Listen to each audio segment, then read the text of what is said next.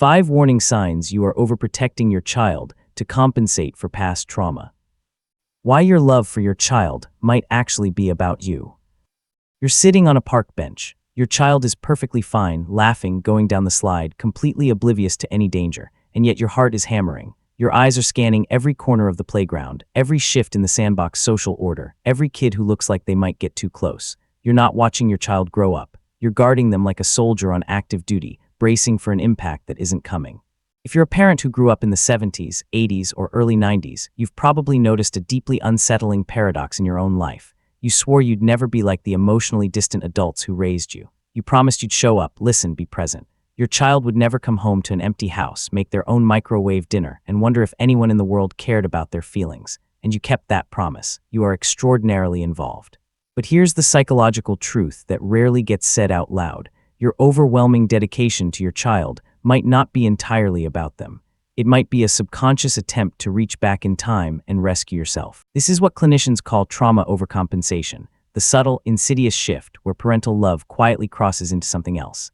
It happens so gradually that you don't notice it until you're burnt out, and your child is starting to feel quietly suffocated by your care. At the center of it all is what researchers call the broken emotional thermostat, a nervous system permanently calibrated to the freezing cold of a neglected childhood, blasting heat into a room that is already warm. Here are the 5 warning signs that you might not be raising the child in front of you, but the child you once were. Sign 1, you fix their problems before they've even felt them.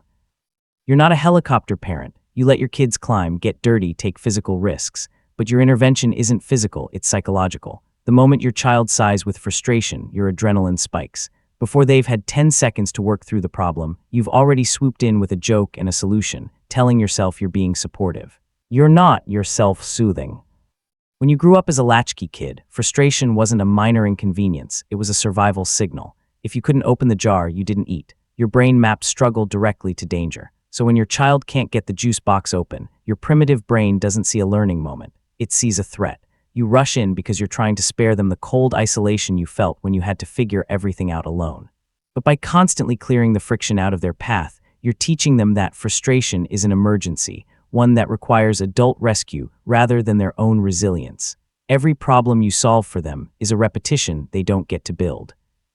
Sign 2, their boredom feels like your emergency. Your child is sitting in the living room, perfectly comfortable, mildly bored. They sigh, and suddenly your chest tightens. You start suggesting activities, pulling out board games, offering snacks, frantically trying to fill a silence that isn't actually painful.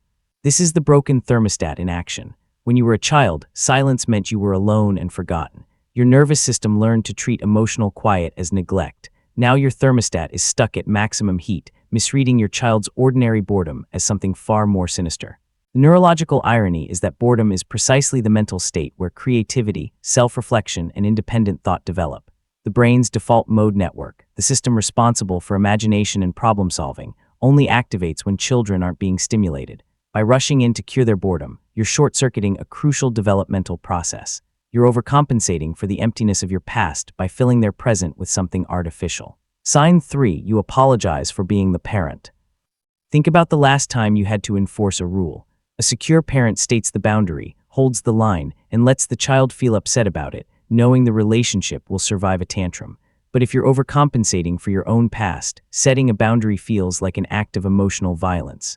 If you grew up with an authoritarian parent whose word was law and whose affection could be withdrawn without warning, you likely swore you'd be different. And you are. But in trying to be different, you may have swung to the opposite extreme, launching into 20-minute negotiations when it's time to leave the park, apologizing profusely for ending screen time, essentially begging your child for forgiveness for doing your basic job as an adult. This happens because you've conflated a child being temporarily angry with the relationship being permanently broken. You over-explain because you need their validation that you're the good parent, but children don't actually want you to be their peer. They don't want the psychological burden of having to agree with your rules. When you constantly justify and apologize for normal boundaries, you're showing them you're a fragile ship that can be blown off course by their tears, not the sturdy anchor they need.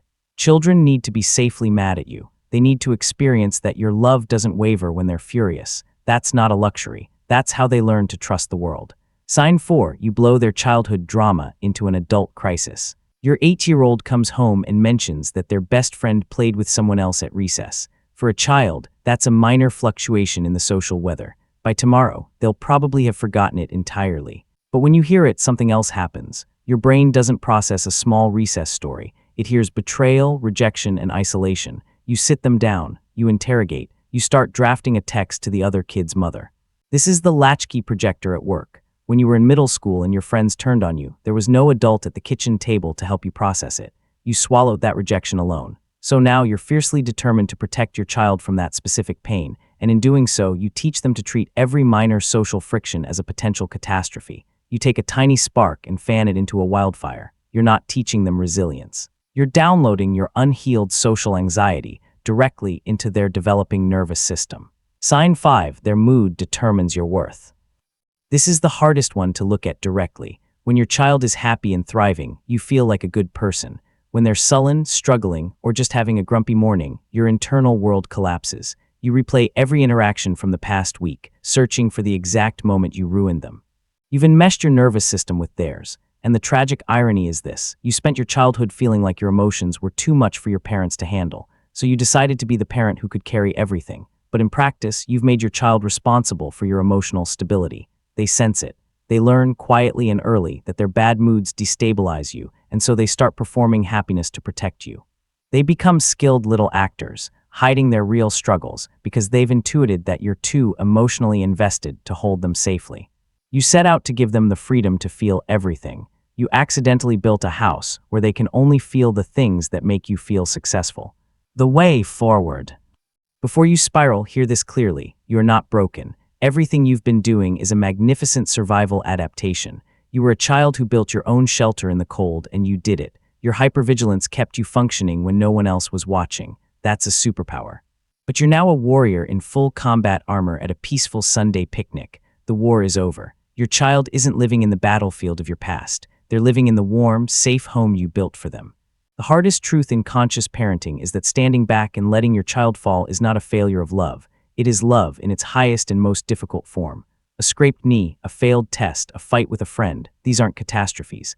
They're the exact friction their brain needs to build an emotional immune system. If you sterilize their environment, they won't develop the antibodies they need for real life. You survived the emotional winter. Now do the hardest thing. Trust that the child you raised is strong enough to survive a little rain. A harbor doesn't chase the ship out into the storm. It stands firm, steady, and safe, ready for when the ship comes home. Be the harbor.